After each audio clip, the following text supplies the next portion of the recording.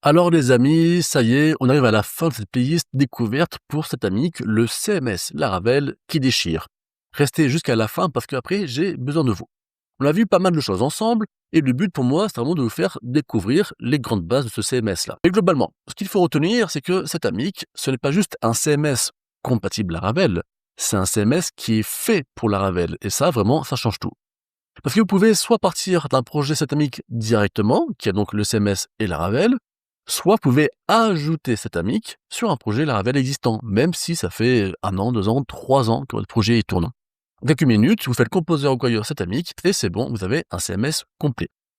Comme tout CMS, bien évidemment, il permet de gérer du contenu, des pages, des collections, des champs personnalisés. Mais là où ça devient vraiment intéressant, c'est que dès que vous avez du métier un peu plus complexe, eh bien simplement vous basculez sur Laravel. Vous avez toujours vos contrôleurs, vos routes, vos modèles, observeurs, patterns et tout ce qui va avec.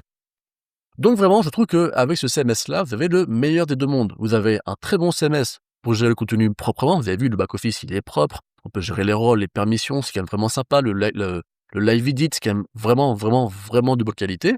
Mais en plus, vous avez le Laravel derrière pour gérer ce qu'il faut gérer.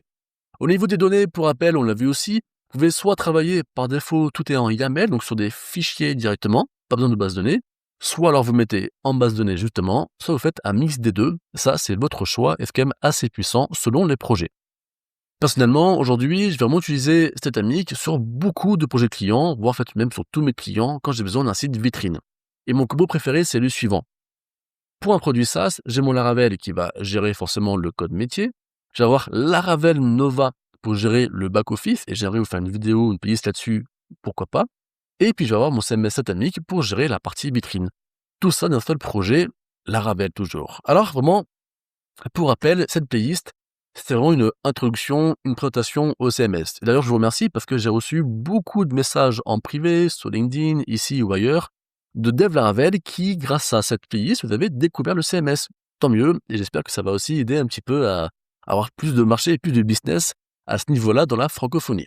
Dans tous les cas, j'ai vraiment envie d'aller beaucoup plus loin sur vous, plutôt avec vous, sur YouTube.